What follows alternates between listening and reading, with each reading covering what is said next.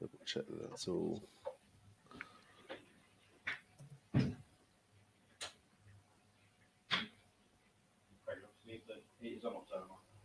Leave them on, it's fine.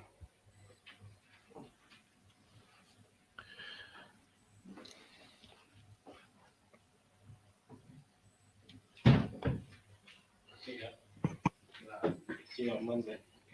Yeah, have a good day, mate.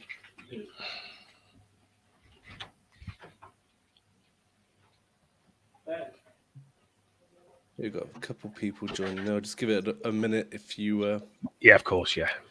can hear us joining. We're just in set up here. Take a seat, get comfortable. Kick off in just a minute.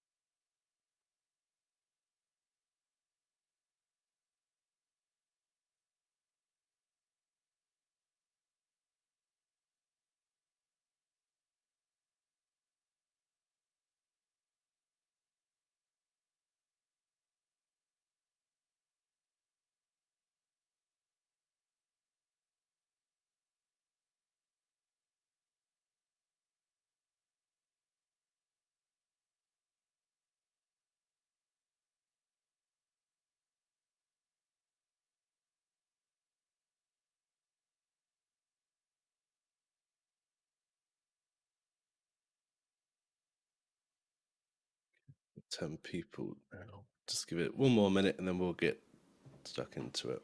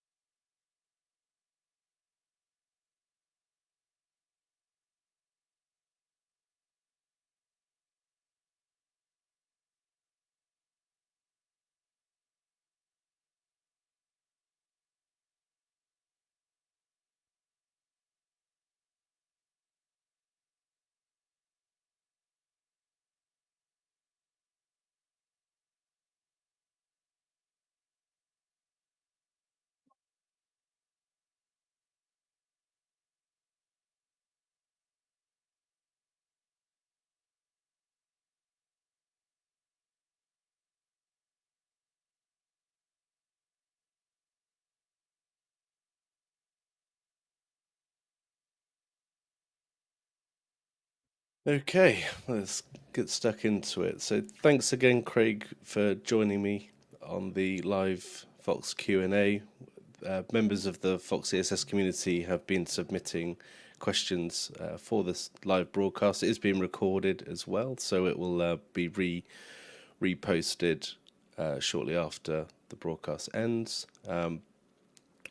The format of this is we've got Craig from Fox, and we've got a bunch of questions as well as updates from Craig's side as well, in order to keep the community up to date and get your questions answered, and also give some vision into the future of Fox and some of their products as well. So these sessions went down very positively. The last one we held at the end of last year, learnt a lot about some of the new app that was coming.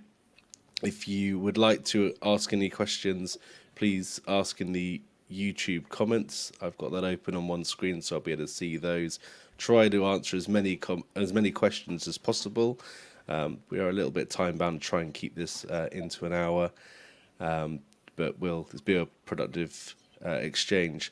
So my name is Will Eccles. I'm one of the admins that runs the community for Fox, and I've got multiple Fox installations, a lot of Fox hardware, Fox batteries, and I like to review and investigate what's going on in terms of the solar market and products. And I'm joined by Craig from Fox. Craig, would you like to introduce yourself? Yeah, sure. Thanks, Will. So I'm Craig Wollaston. I'm the service director for Fox in the UK. I also oversee the national training program as well for installers, and kind of act as a bit of a go-between between the sort of the UK team and our product development team over in head office. So that's a quick summary, really, of what I do. Awesome. So in terms of Fox, I've seen a number of new hardware products coming out, from inverters. Some of the new batteries have been announced recently as well, with the EQ and the EP ranges, pushing over 40 kilowatt hours worth of storage. A lot of new inverters. I'm testing out a couple K series as we speak as well, with that parallel feature. So just the rate of product innovation seems to be increasing. How's that? Is that keeping you busy, Craig, with all of those inverters going live? You could say that, yeah. Yeah, it's a double-edged sword, that. But yeah, it's all good. I mean, I'm trying to get a feeling, actually, well, where we are from where we last spoke.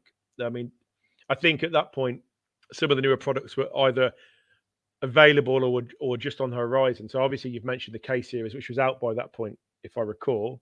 In terms of what's new, then the H3 Pro, I think, has been announced for some time now, but its availability has been delayed slightly. That's likely to sort of be available in the next 4 to 6 weeks in terms of commercially available. So obviously the H3 Pro is a bit of a departure. It gives us a hybrid inverter up to 30 kilowatts. And another good feature about it is it can take a double battery stack, 2 battery inputs. So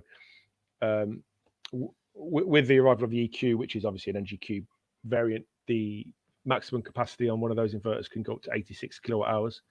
They have, of course, can also be paralleled. So a scalability on 3-phase is something which we've been looking for, and that obviously makes a huge difference to that offering on the 3-phase side of things. The what else? The EP batteries. So we've got the EP5, EP11. EP5 will come first. So that's a slim profile wall-mounted battery, high voltage battery, so 350 volts there or thereabouts, which you parallel install. You can install up to 4 of those in parallel.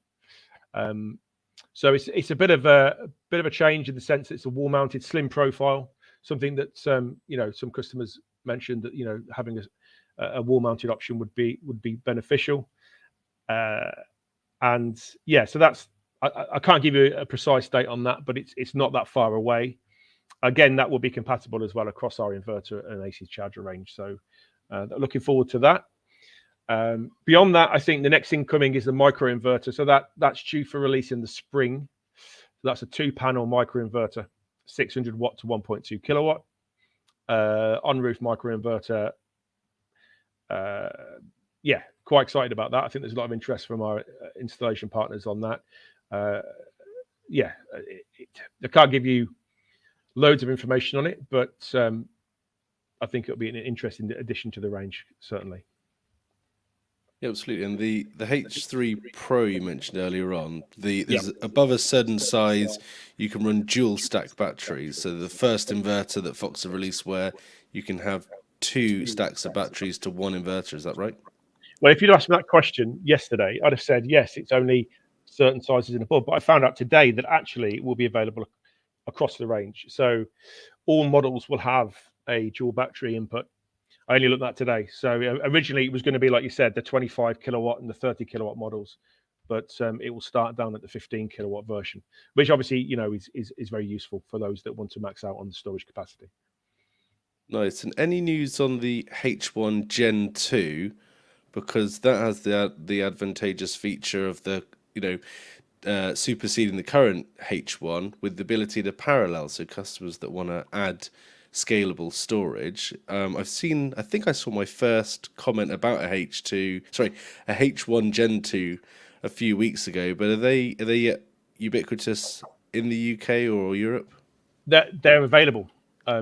What's happened, because it's a new generation of an existing product, there is a crossover where there's a period where there's stock of both, and it depends on the size.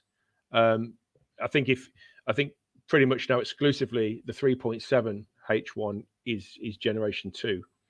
And as we go through the next couple of months, the full range will switch over.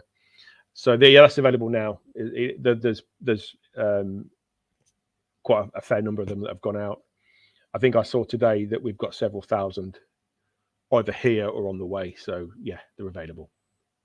Nice. And just give those people watching us the kind of range and scale of what the Fox product offering is.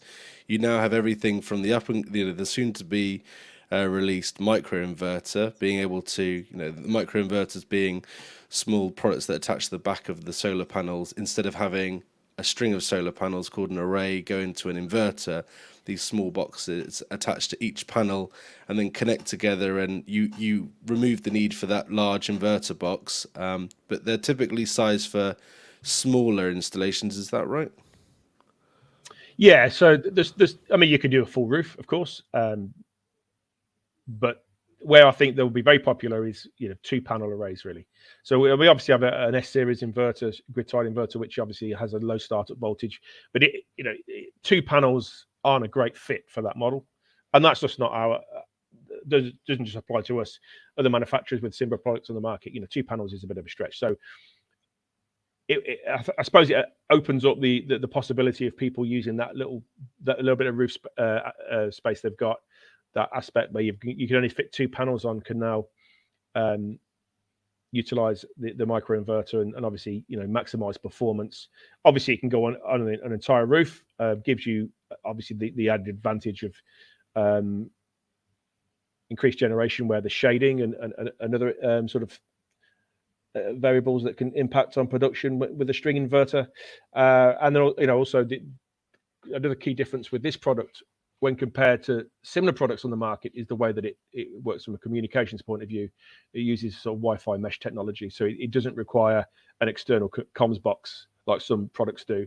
So yes, you're doing away with the need for an inverter, the sort of conventional box-like inverter, but also we've developed it in such a way that it doesn't need any sort of external comms unit as well. So I think we've spoken about it with a number of installers who've come through the training program, and there's a lot of interest in it. I suppose the biggest interest has come from those involved in new builds, where typically you get very small arrays.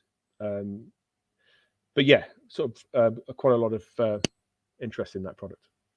Yeah, it's pretty neat that small microinverter, as well as being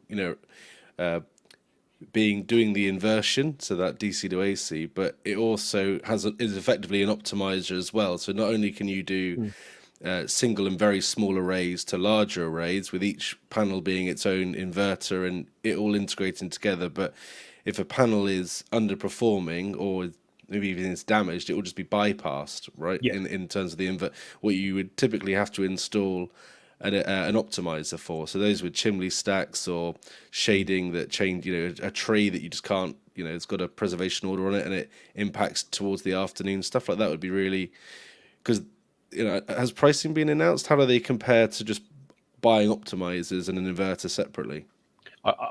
Pricing is available.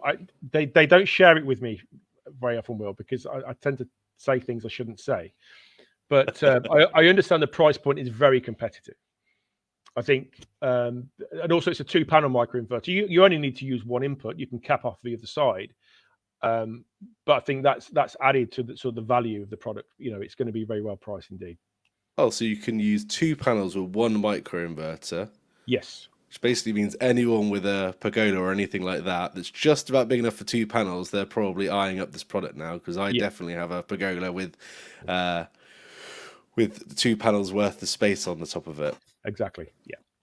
Nice. And in terms of the range, it goes all the way from the microinverters all the way up to the R series that we've seen some really impressive pictures of acres of solar panels being powered by a few R series, and the dozens and dozens of solar inputs that you have with those inverters. So it's not just residential solar and some of the commercial 3-phase stuff that we've talked about, but it goes right up to sort of large scale mass energy type products as well, right, Craig? Absolutely, yeah. So that's a relatively new product as well. As you're aware, there's quite a few deployed already. A combination of large commercial sites and some small solar farms as well are currently looking at that product. And I know that there's projects announced that will move forward. So yeah, so the range and size starts at 75 kilowatts. Currently, we go to 110. There is a larger unit in the pipeline, I think up to 135 kilowatts. The 110 has 10 MPPTs, obviously 2 strings per input, so 20 strings, and they can be parallel. So yeah, so you can scale up. I think there was one when it might be the one you're referring to. Actually, I think it was a 500 kilowatt or thereabouts PV array.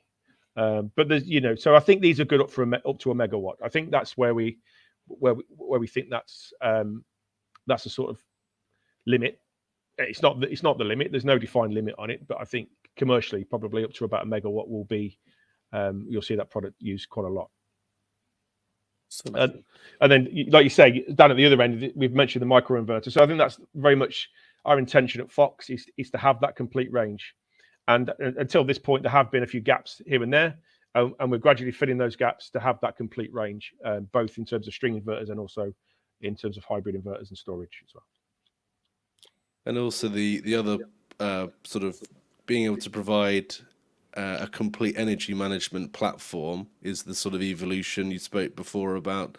We've got car chargers, EV chargers, potentially heat pumps and other energy demands of a household. So you can cover everything from the solar to the batteries to the heating and cooling to the car and vehicle charging, all in one ecosystem.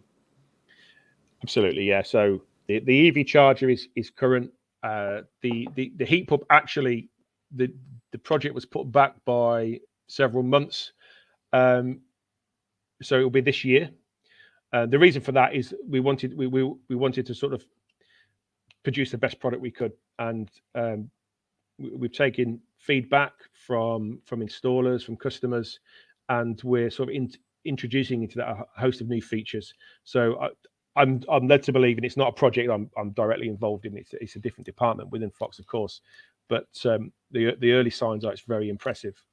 And yes, that will all feed in ultimately into sort of the same ecosystem. So there is an EMS. I think I might have mentioned it last time. An energy management system. It'll be a small box that goes on the wall that everything will feed into: your inverter, your EV charger, and potentially, if you had one, the heat pump as well. I've also seen the development of the app when those things come online, and yeah, I'm very impressed with it. It provides that sort of full home energy management that you've alluded to there.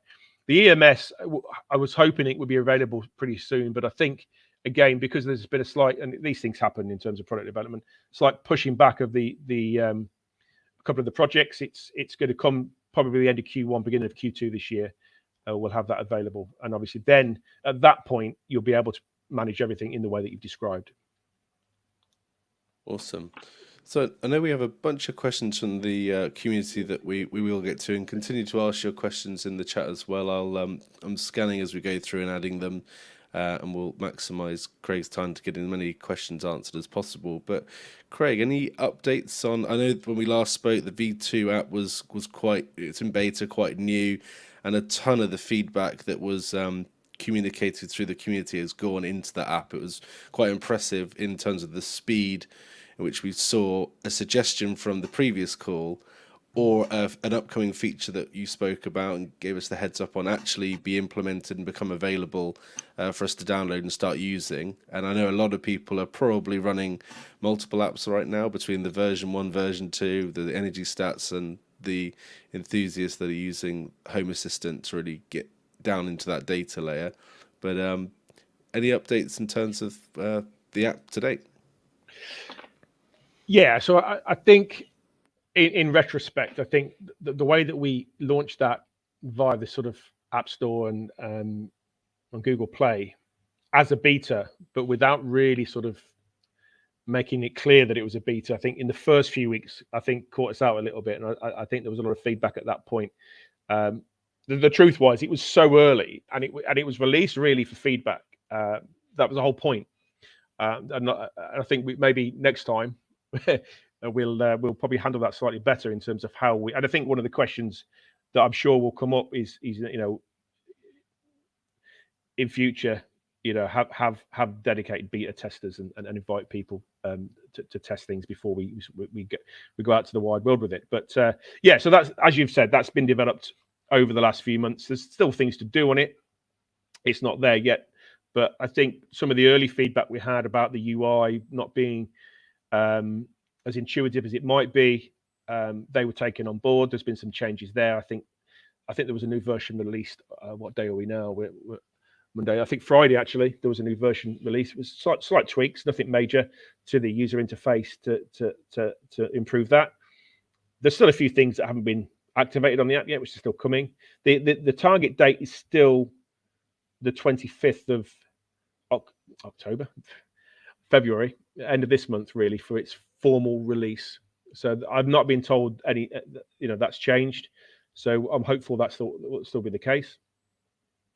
So yeah, there's lots going on. I mean, it's obviously been a big project.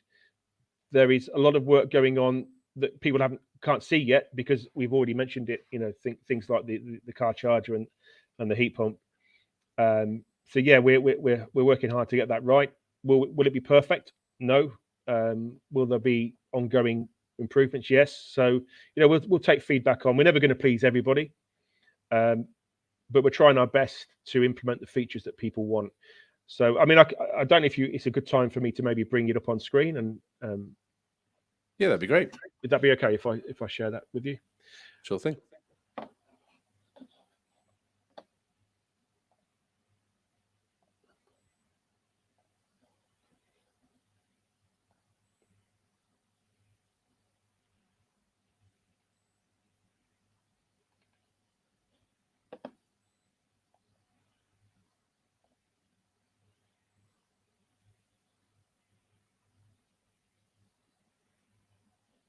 Just while Craig's getting that up on screen, I did just spot a question that I can answer already about being able to parallel the H1 Gen 2 and K series. Yes, they already support that parallel mode. So the K series, if you have a look at the community or even my YouTube channel, I've been doing a few shorts introducing the K series and how it works in parallel mode with a much deeper sort of guide and review coming shortly.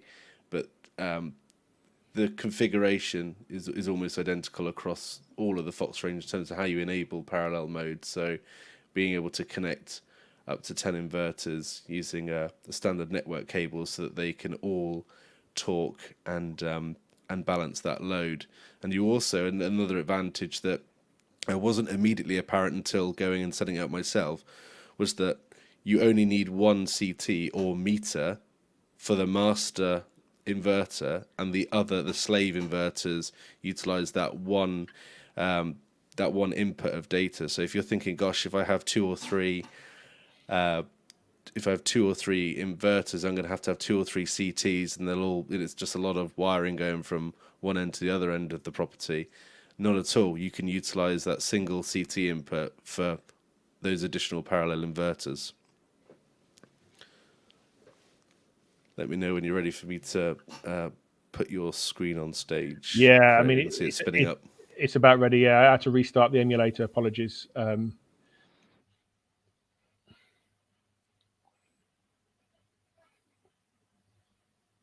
just load up, see if there's anything else. Someone asked a question about the LAN sockets not working on the latest version of the firmware with Home Assistant. That was covered in the last Q&A, and that's a development strategy of I suppose the product team, in that you want to focus your efforts on RS485 and Modbus support over also having LAN support as well. And on the newer inverters, they don't actually have a LAN port, which kind of makes sense why future investment in LAN support is kind of being depreciated. Is that fair to say, Craig? I think that's fair to say, yeah. I think that there will be additional support available via the LAN data logger, but the actual LAN port itself is effectively been removed. I think there's obviously products in the range that still have it, but yeah, the support for it is is no longer there, unfortunately. I know that was an issue that was raised previously, and it wasn't to everybody's satisfaction, but that's unfortunately where we are with that. And if you're in that situation, you want to use the LAN because installing an additional small bit of equipment is not possible for your location. You really can decide between being able to force discharge and losing the LAN connectivity, and if force discharging from your batteries to the grid is something that you don't intend on doing or won't benefit from for whatever reason that you have, then it may be okay to stay on that current firmware and continue to utilize LAN until there's a feature worthwhile updating from. What's the position on firmware updates, Craig, in terms of how should people? I think there's a lot of anxiety around. Should they be on the latest, always on the latest, or look out for when there's features that make it worthwhile upgrading? How does support work if you're on a slightly older version? What's the standard take on firmware for end customers? Generally, it's a firmware upgrade is not needed unless there's a specific issue that arises that requires it, or there's new functionality that the customer wants. So we've seen that recently, haven't we, with the forced discharge function, and subsequently we were obviously inundated with requests, which we dealt with, hopefully to people's satisfaction. I know that we were largely dealing with them same day.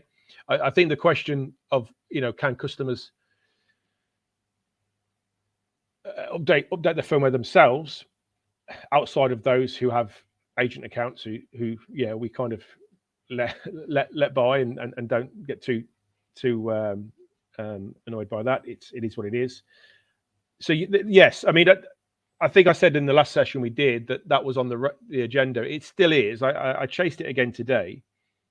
I think owing to all of the development we've done with the app and obviously with new products and new features, it's not top of the list of priorities, but it's certainly something that's on our radar. I think not least because not only would it help the customers, because I think it's not ideal that they have to email their installer or email ourselves to get a firmware update.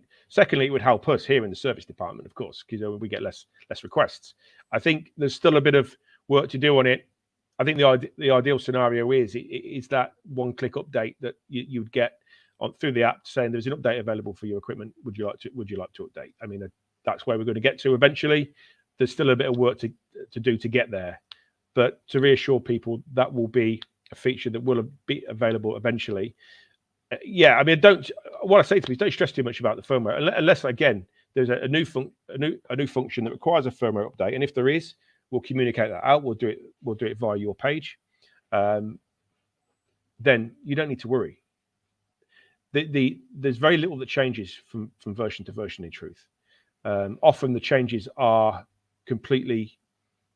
Then I think I gave you an example last time of a change that had no impact at all on functionality. It was just simply for a particular OEM customer in one country to add functionality that was specific to them. So there was absolutely no point in upgrading the firmware. So yeah, I think we need to handle this a bit better, and I think we are discussing that internally as to how we do that, because there is a lot of resource spent within the service department on upgrading firmware for those people that feel as though they should always be on the latest firmware. And I understand that, but yes, it's something that will come online at some point this year, hopefully. If you've got a product and if you are just a consumer who's had solar installed and your system's operating normally, and there isn't a specific feature you've read about that you're struggling to see in your version of the app, then there really is nothing to worry about. The idea of being able to have firmware control and being able to end user click a button to update that, that's something that's is aspirational on the roadmap. Yeah. But the inverter isn't underperforming as such without it. And I think even in the years I've had Fox systems, I've noticed a few firmware updates that appear to provide you guys with more information about the installs. Like you're seeing better battery temperatures, better cell voltages being reported back to the main systems that you can perfect the product. We've seen some really good enhancements in some of the battery algorithms that are handling, and that's significantly improved over the years from a few years ago when you got a bit of a cold snap. The batteries are a bit erratic, and now they're very stable and very impressive. I did a walkthrough of some of the data that you gave us around the table of the performance and rate limiting depending on the temperature of the cells, and a lot of people have found a correlation. They can understand why it's doing what it's doing. It's working normally. There's nothing to worry about, and they see the performance return as the days warm back up again. So we've seen some really, the actual call out feature that's happened in the last few years is the forced discharging. Fundamentally, nothing about the inverter has really changed much as an end user, but except now having those scheduler modes being able to force discharge was a feature that maybe Tesla Powerwall had until Fox added it. And actually Powerwall now are struggling a little bit because they've lost the Tesla Energy plan with Octopus, and they've now basically dropped all of their customers onto the sort of flux type system, along with most other solar inverter manufacturers. So yeah, I think firmware, we're all used to now on our iPhones and Androids being able to refresh and see the latest update and install it. And I think it does cause some frustration in seeing a newer version out and what am I missing out on.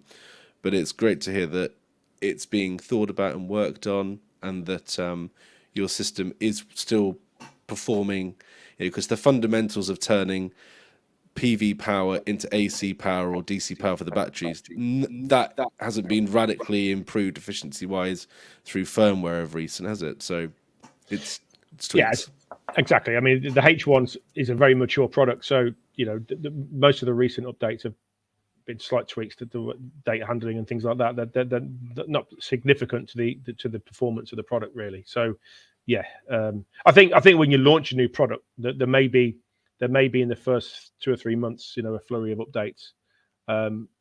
Naturally, as a new product's launched, there are things are identified, so yeah, I think. But once your product is mature, I don't think there's anything you need to worry about at all, unless, of course, like we've said, there's some new feature that requires it, and then obviously that's different. And as I've already mentioned, we're more than welcome for people to contact us if the installer's not able to do it, and we will carry out that upgrade for you remotely. And if there is an issue related that's fixed in the newer upgrade, then your team there are going to be able to identify that. It will feel familiar, and they'll know what version to apply, if not the latest, in order to resolve it. So it's all, if everything's working, it's really no sweat right now. But we understand why wanting to be on the newest version is that sort of chasing the features. But yeah, it's all good. Well, I mean, release notes is obviously something that also gets asked about, and I think that would help because we have them privately internally, but making them publicly available, I think, would make sense. It's been asked, that question's been asked before, and it was raised again today ahead of this, really, because I suspected it was going to come up, where we should be making those release notes public. And I think that would give people confidence that there's no need to upgrade. Yeah, sounds good. I can see. I can add your screen to the broadcast if you like. Yeah, absolutely. There we go. You should be seeing, hopefully, an app on a phone. This is running through an emulator, so it can be a little bit clunky at times, but hopefully it behaves itself as we go through this. So just to give people a quick run through then, I mean, a lot of you are familiar with this. I think a lot of you are using the new app. If not exclusively, you're certainly having a look at it from time to time. This new home screen, there's been a few slight design tweaks in the last few days, just to improve the contrast. I think I mentioned actually within some of the chats on the Facebook group that there will be the option of changing the color scheme. It's not going to be ready for the main release of the app. So at the moment, as you know, if I just flick across there, it's a dark theme. There will be the option to change it to light mode, dark mode, light mode. Okay, but it will come post the main release. So, but I just want to give you some reassurance that's there. This system we're looking at here is a live system. It's an AC charger. I think there's 2 K series in parallel here. I can see that because SOC, it will tell me there that because there's more than one battery asset, it doesn't give you an SOC reading. You have to drill down, and that's why you're not seeing an SOC on that. These figures down here, I think, are all pretty self-explanatory. The total revenue figure, increasingly, that's becoming meaningless for a lot of people that have all sorts of tariffs, and it's very difficult to pin that down to a single figure because there's export payments, there's obviously rate arbitrage, there's all sorts of things there. So if you zeroize your unit value in your settings, that total revenue box will disappear. For some of you, it's meaningful. For others, it's not. So make it go away if you want to. We've recently changed the user interface for the products, and that was a key change in a recent release. Here, of course, there are two K series, so I can toggle between those two inverters here just by doing that. There won't be any PV information here because it's an AC charger, but you can obviously drill down into data. We've sort of expanded the amount of data that you're able to view through the app. Settings. You can access the settings through the device page. Alternatively, you can go to these more advanced settings here. If we go back to the quick settings,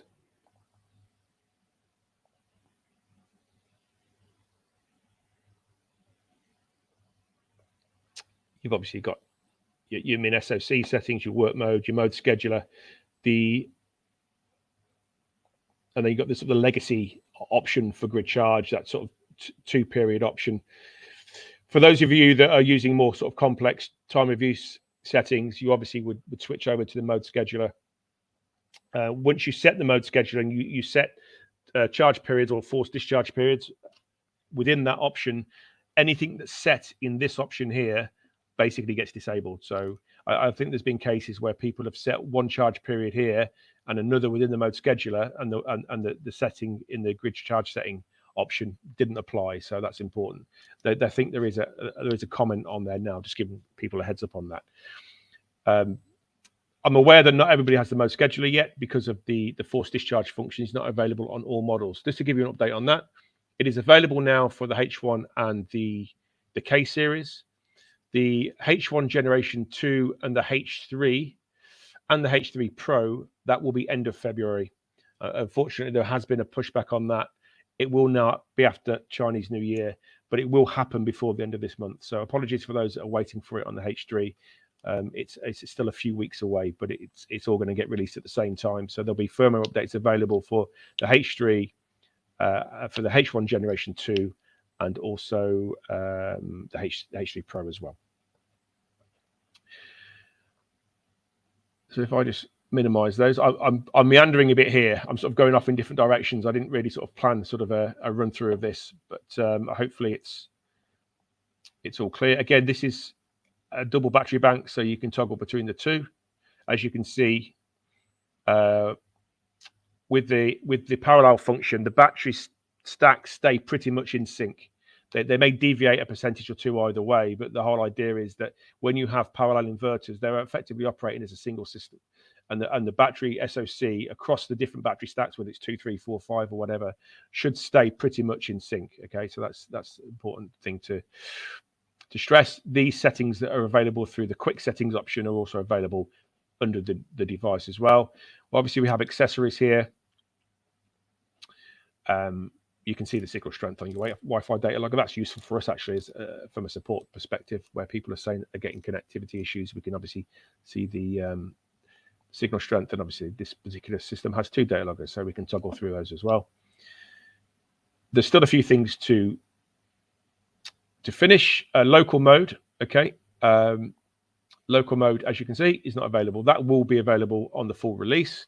That will give you the ability to sort of view data kind of in real time, and also you should be able to do settings through the local mode as well, in the absence of a connection to the cloud. That is, what you won't see is a lot of the historic data, because it can only give you what's stored on the inverter's own memory. Okay, so if you're in local mode, you're not going to get the sort of the full history. You'll only see, I think it's up to a few days. I think maybe a week's worth of data is stored actually on the on the inverter itself. So I know somebody was asking about that.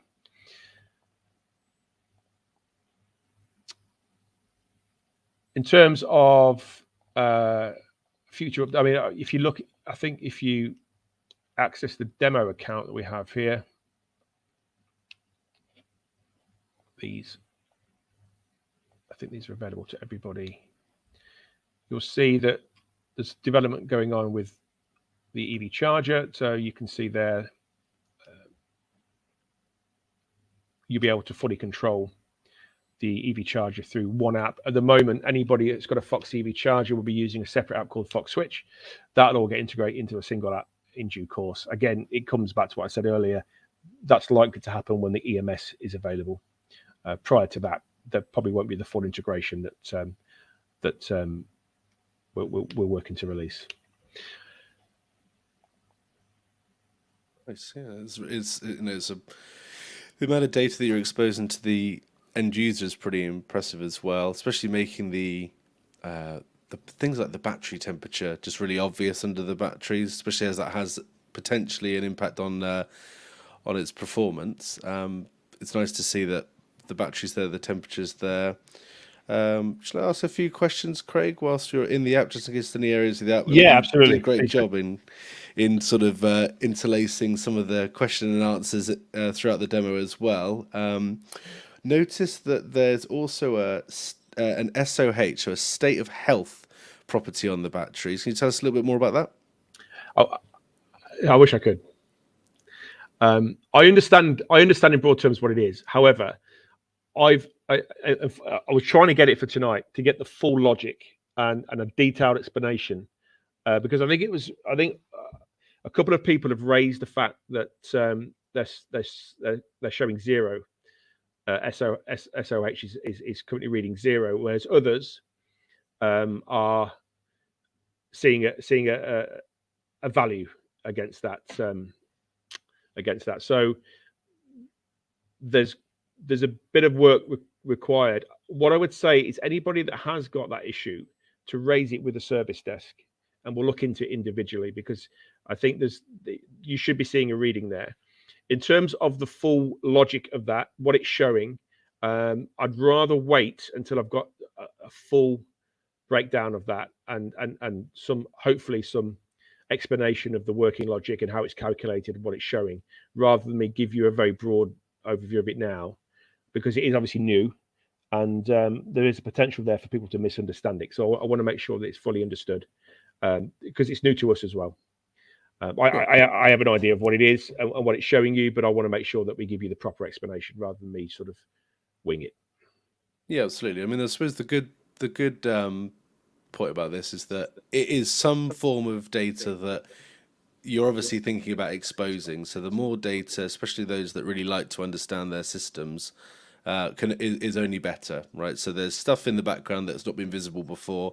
Only a few years ago could you not easily see the temperature of the battery, and now it's information right on the home screen of the battery. So as you perfect the experience, you're exposing data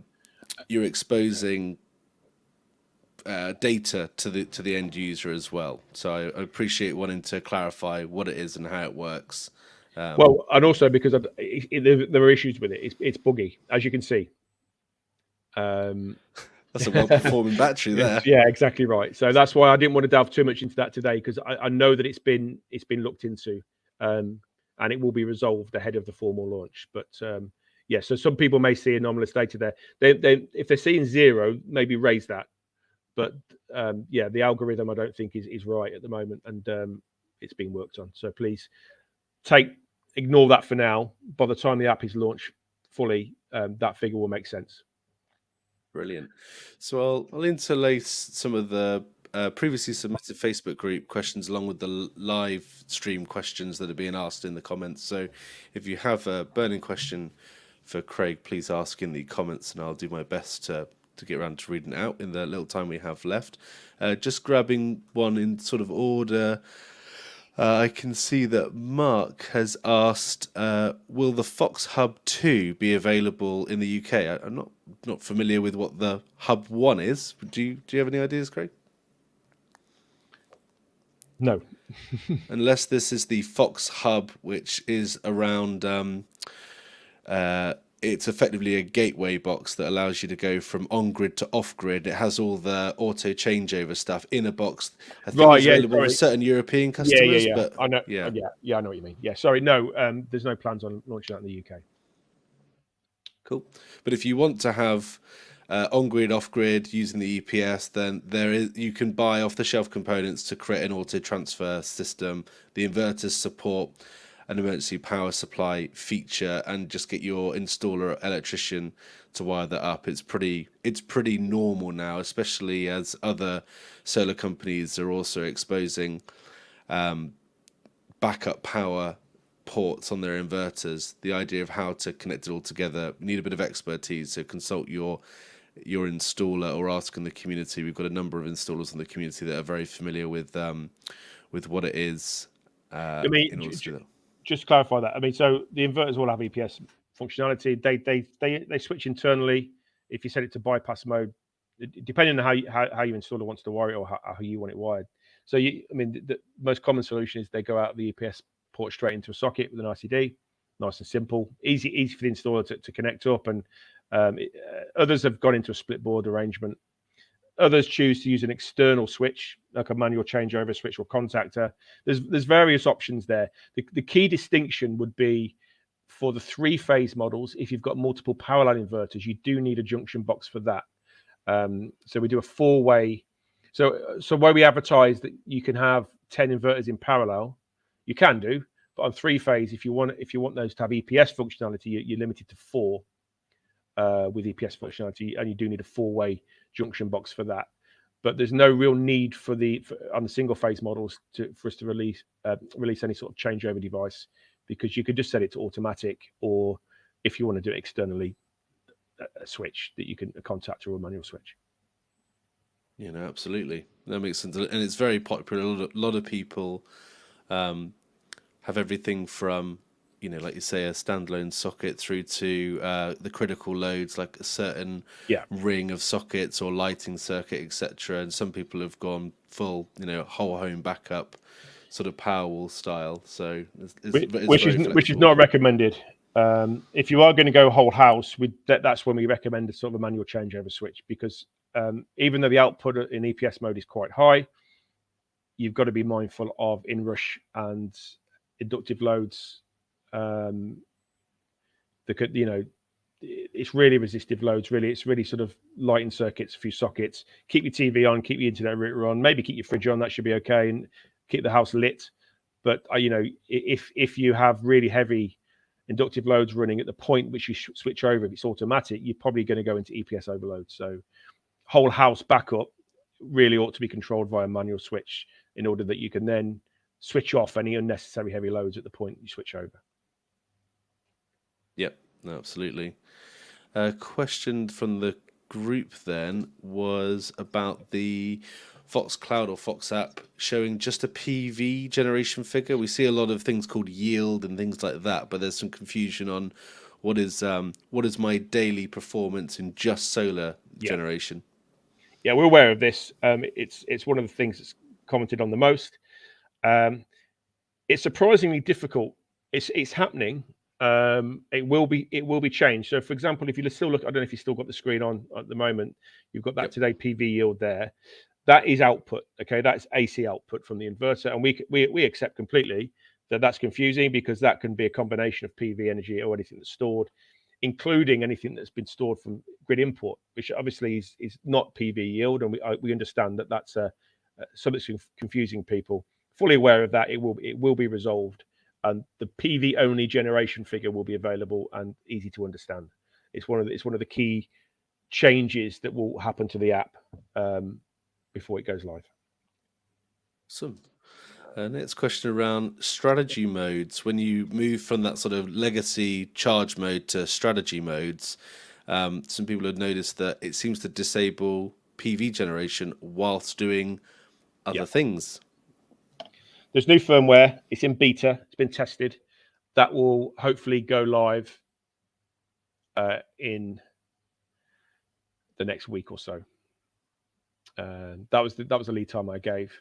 So yeah, it was identified, recognized, and it has been fixed. I think we had a few inverters on tests with the new firmware.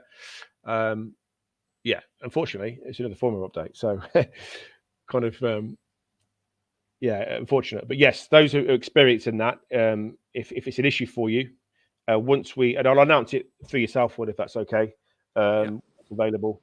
Just contact us and we'll update the firmware to fix that issue. Fantastic. Probably similar question to earlier on, talking about. So there's a couple of questions that are very close to each other. So one earlier was talking about the state of health, or SOH, and there's another question talking about the number of charge cycles. And in somewhere with the algorithm, there will be some sense in that. But are you focusing on trying to display a state of health in percentage, or specifically the number of battery cycles that matters to battery health in the app? Yeah, so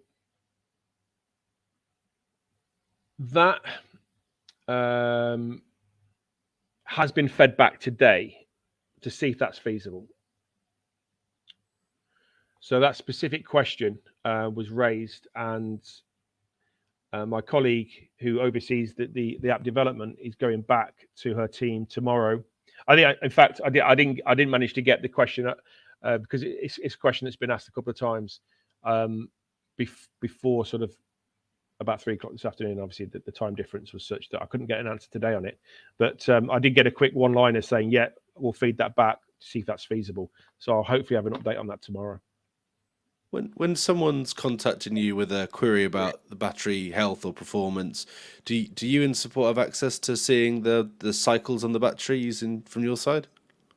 Not really, no. There's calculations that we can do, and there's data we have access to that enables us to calculate that. But even we don't have a very easy. The other problem is as well, the definition of a cycle. It's not even agreed upon within the industry what a cycle actually is. Given all these partial cycles that you'll get, we always talk in terms of battery throughput. Really, that's kind of Sure. the key metric for us in terms of. I mean, and that ties back to the warranty. A performance-based warranty is based on throughput, not cycles. Because yeah, That's right. And on the data sheets, that makes sense because the data sheets say greater than 6,000 cycles for most of the high voltage products. So it's not an exact number. It's like this is an expectation. yeah, And then kind of that combined with the energy throughput and the environmental factors gives you where you are. But anyone with any concerns of their product performance should get in touch with their installer or yourselves, right? yeah. I mean, ideally, they're installed in the first instance because performance issues can be down to any number of factors. I think if it's specifically about the battery, then yes, go to your installer. But that's something we can maybe have a look at directly for you. But yeah, so I think the cycle, you mentioned there about 6,000 cycles. That's almost a chemistry standard. So LFP, that's kind of the accepted figure, really, that for lithium iron phosphate batteries, they're rated for 6,000 cycles. It's kind of adopted by all manufacturers, really. It's not really exact. And in terms of how we see things, we're more interested about the throughput and the energy that's been put through the battery and cycled that way. Just an impromptu curiosity of mine, Craig. What's one of the older sites that you've seen Fox HV batteries installed, and how much data do you have going back 3-4 years or more? Or I think the first ones went in 2019. So we've got systems out there with around 4.5 to 5 years worth of data now.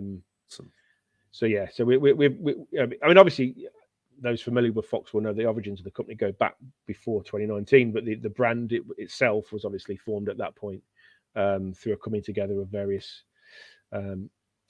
companies. So yeah, in terms of the data we've got on hand for Fox products, it goes back about that far. so another question about strategy modes and them being exposed over the Modbus protocol. Again, that's been looked at as a change request. It's something I'd like to think we will offer. I just can't give you a timescale on it.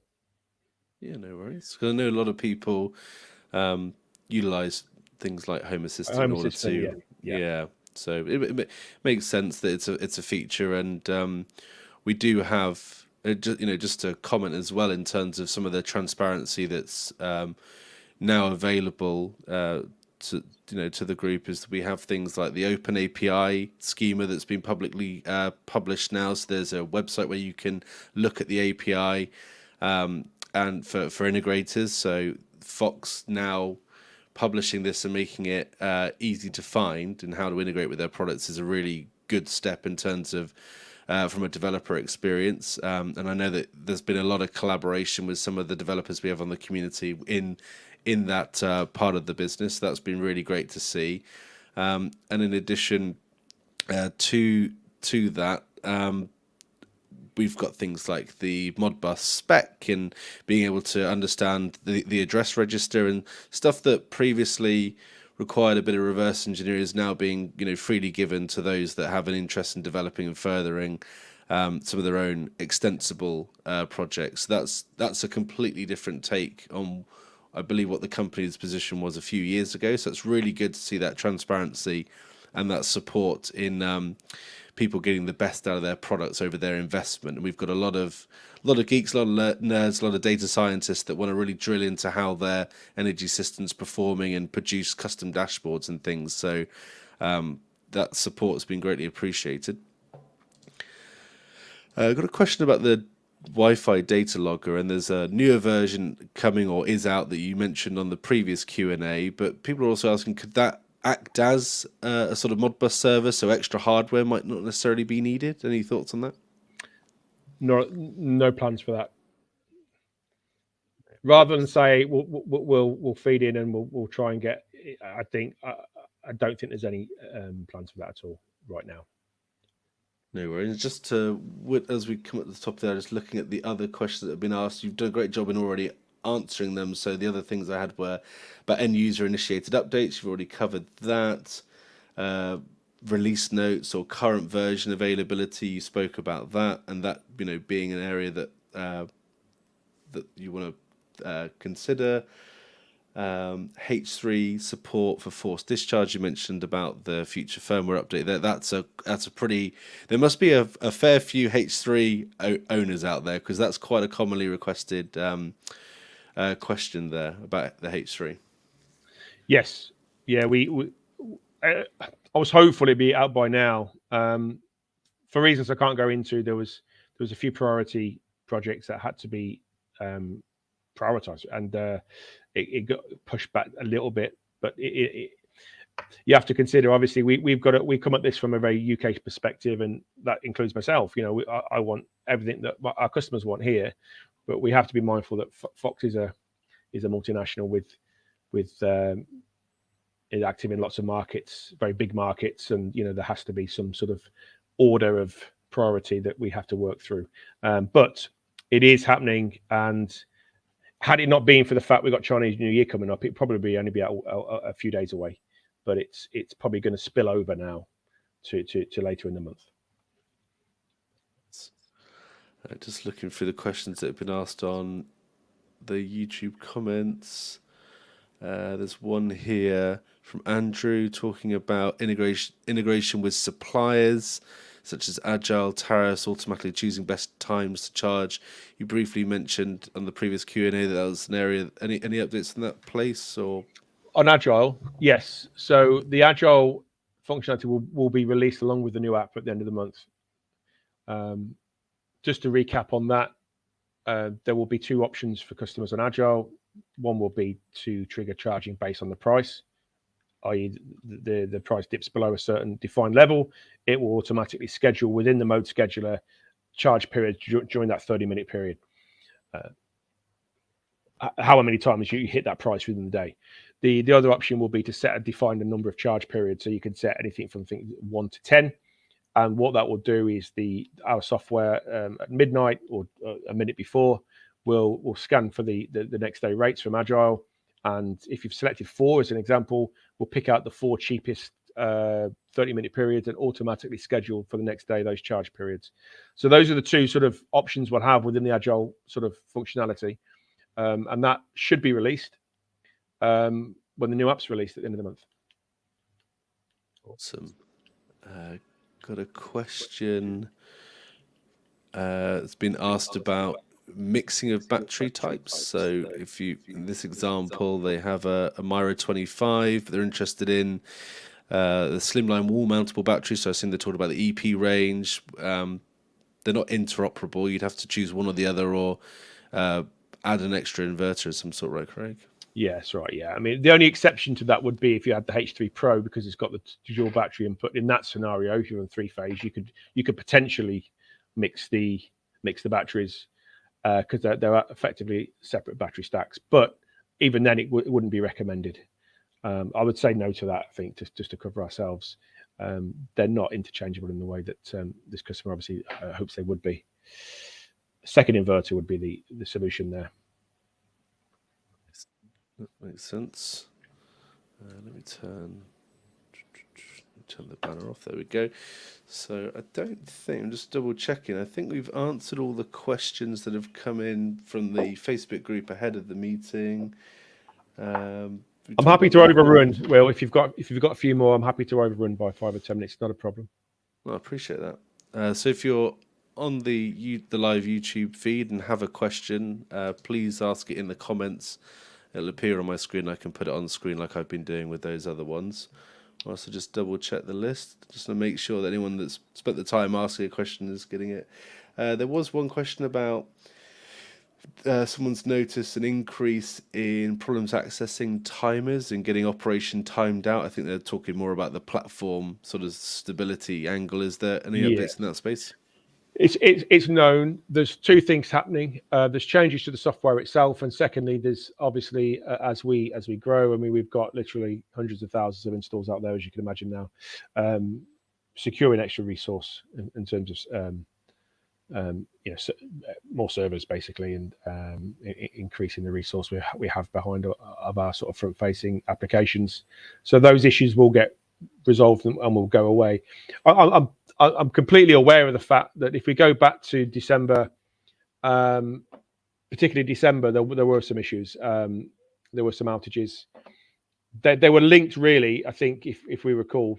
And part of the reason why we're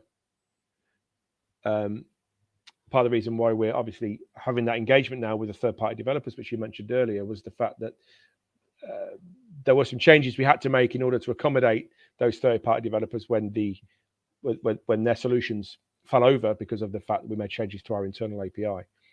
So that's caused a problem, because in reverting back, it caused some knock-on issues. They've since been resolved. I think it's fair to say the app has been notably more stable through January and into February. There's still issues that we're resolving. There's still bugs. There's still the development that's going into the version 2 app. But all these things are a major focus for the company, and there's a huge amount of work and resource that's been put into it. So any little niggles that are still there will be resolved. I can't say that there will never be another outage. I mean, that would be foolish of me to say that, because it can happen, but it's far less likely to happen given what I know to be happening in the background and the work that we're doing. Absolutely.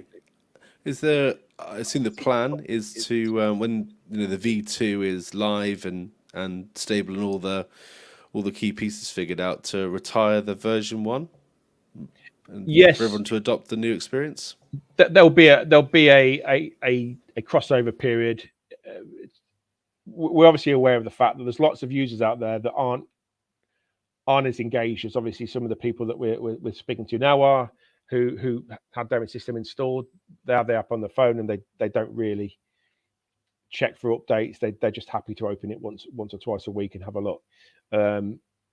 So yeah, there'll be a grace period, and also of course there will be pop-up messages on the version 1 app prior to it being taken down. But I don't imagine that will happen very quickly. There'll be a period of several months, I would imagine, before that happens.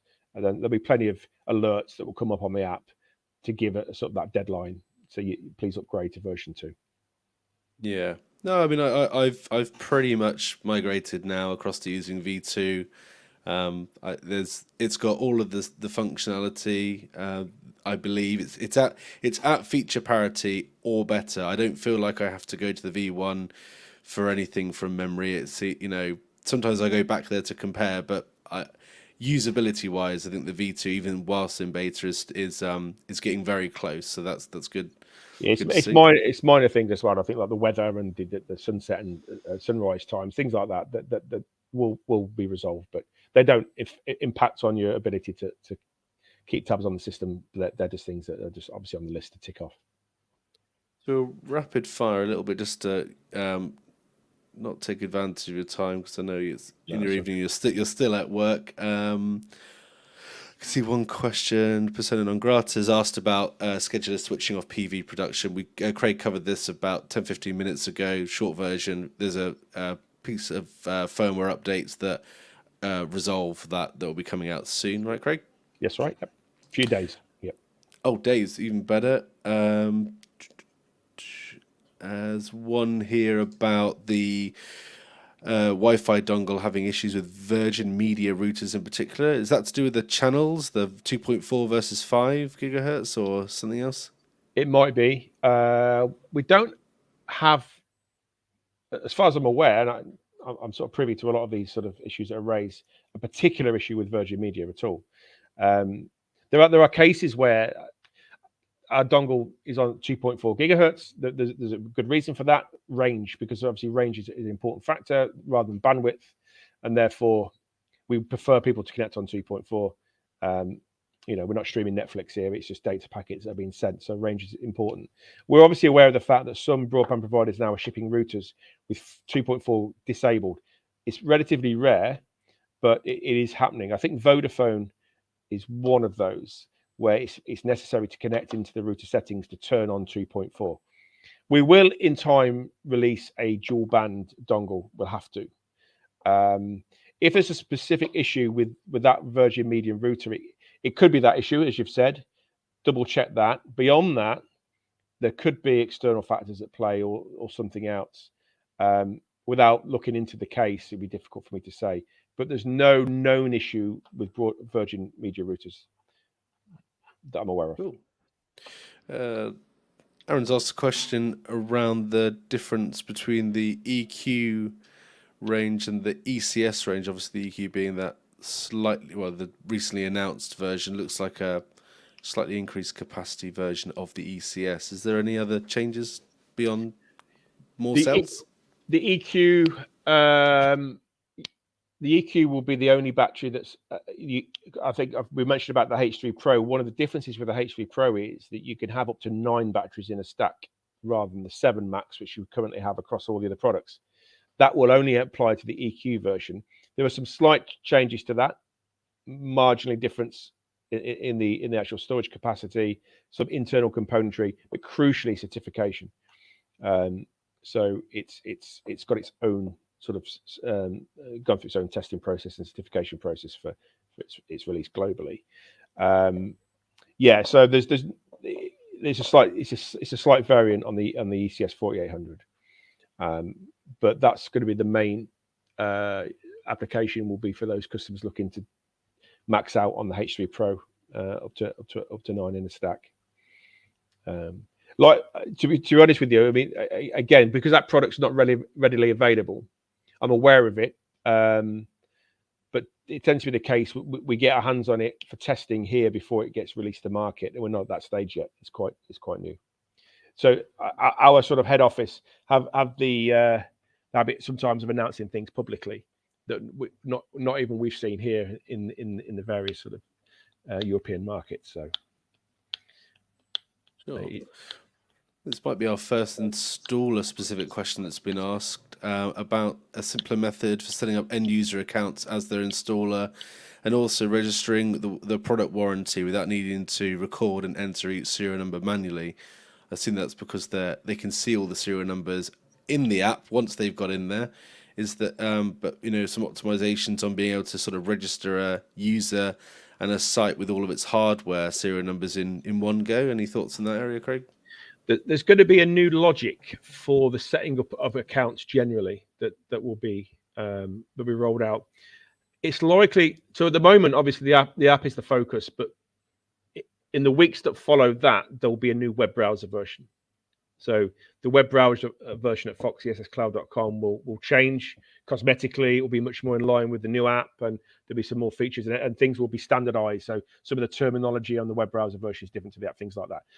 Around that time, we'll make it easier for setting up accounts. What I always say to installers is, as part of the service I would offer to the end user, is to set up the end user account for them on site. Okay, you assist the end user with setting up their account.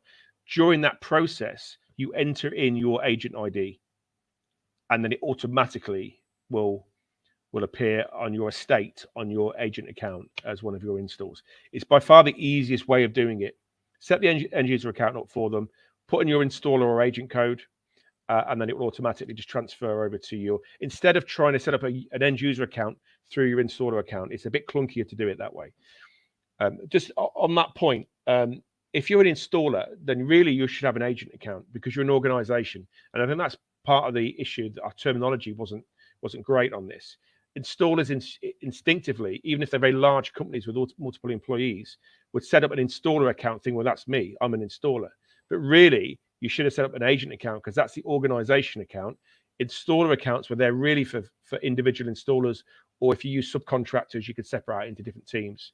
So if you haven't got it to the installer that's asked that question, please feel free to contact myself or the service desk, and we'll talk you through setting up an agent account and migrating your sites over. But yeah, the process is going to be made easier. I have seen a draft guide to how that all comes together. A lot of the terminology is going to change. But yeah, going back to what I said at the beginning, from an installer perspective, set your end user account up with your customer, add your agent code in at that point, and then it becomes a lot more streamlined. Makes sense. Got another question about, you mentioned previously about being able to reduce the refresh interval or the poll interval to the cloud. At the moment, it defaults to 5 minutes. Is there any update on that being available to reduce it lower? I wish there was. There's not. It was discussed today in another meeting we had, and there is a desire. It's just crunching the numbers and seeing the amount of additional resource it require on our servers. Until we add resources on that front, we're probably going to have to put that on hold. It is an ambition of us to get that data polling down to certainly lower than 5 minutes for sure. Whether that's incremental, whether we'll bring that down gradually over time, it's so there's a few things obviously that I did discuss in the last session we did that I sort of suggested were on the radar and were happening, that there's still no further update on. It is definitely an aspiration, and it will happen. I just can't give you a timescale at the moment. Sure, no worries. We're partnering with a lot of major energy companies, utility companies on virtual power plant projects.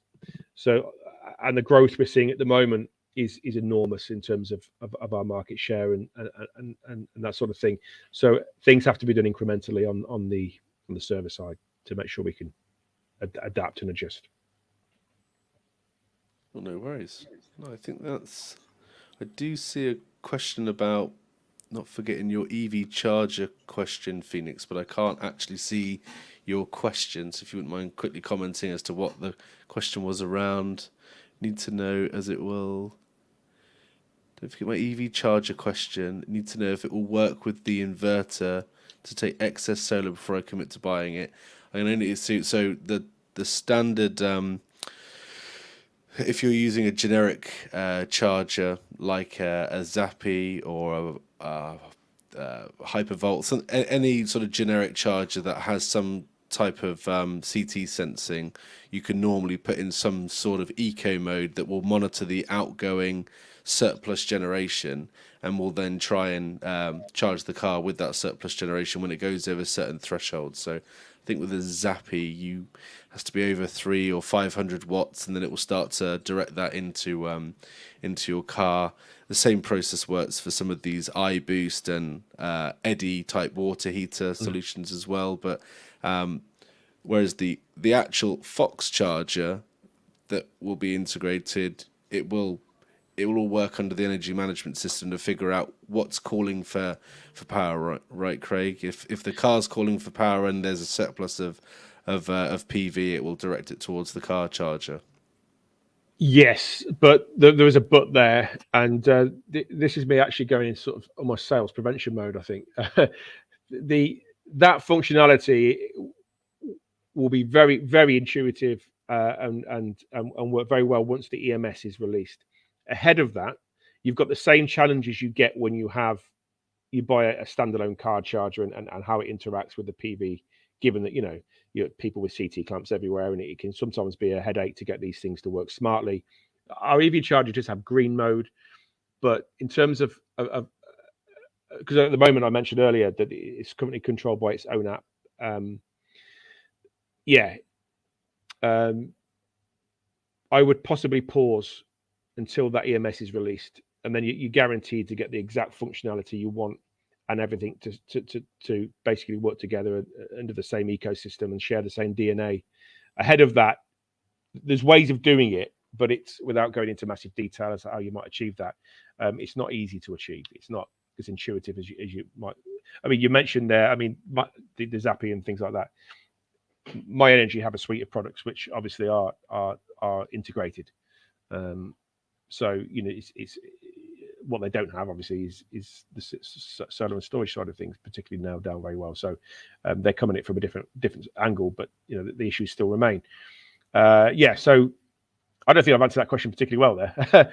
I've sort of meandered and skirted around it a little bit, but yeah, I think my advice would be if that's very critical to you, is to perhaps wait for the launch of the EMS, and then it would all obviously work together in perfect harmony. Yeah, so Phoenix has commented again to clarify. It looks like the priority is around the ecosystem, having it all interoperate in a single app type idea. So your advice right now is just to wait for the EMS to come out and then make sure that fits your requirements before purchasing a charger. Or you could purchase the charger, but not expect it to work as a single ecosystem in the way that they would require until that's released, because it would be obtainable as an aftermarket purchase, and you could retrofit that. So whichever way they would choose to go on that. Awesome. No, I think we're out of questions, and I want to be respectful of your time as well, Craig. And we'll set up another Q&A in a quarter's time to get the latest updates from yourself and also more community questions answered. But I really appreciate your support and time in answering those questions and seeing a demo walkthrough of the app just to clarify for users that haven't seen it. Is V2, although it's beta, is it open and enabled for all users, or is it only previous users? What's the entry criteria there? At the moment, you can't register new sites to it just yet. That's one of the big changes that will happen with the full release. Anybody who's got an account can access it. So you could register a system against version 1 and then immediately log in on version 2. But you can't register a new site to it just yet. That's one of the limitations of the beta. Sure, and we have a pinned post on the group to a Google form for V2 feedback. Is that still the right place to send any feedback that our users have? Yeah, absolutely. It does get looked at. It has been shared a number of times internally. There was a lot of shouting at the beginning. There was a lot of we had to deal with that. But yeah, so please, absolutely. It's the reason it's there. It's the reason we've done it this way is to get that feedback, and it is genuinely all discussed and taken on board. Whether we can always implement what people are asking, obviously not always, but we certainly consider everything. Awesome. Yeah, no, it's great to have you and have that collaboration both from yourself and the R&D teams and product teams in Fox. I don't think any other solar manufacturer or energy manufacturer has a community like this that's integrated directly into the manufacturer, that has a combination of end users, installers, and enthusiasts all in one group. So your collaboration in being in the group as well is greatly appreciated by everyone, and look forward to your updates on the group as they come through. Thank you very much for your time. No problem at all. Thanks, Will. Thanks, everyone. Have a great evening. Thanks everyone. Cheers. Bye now. Bye.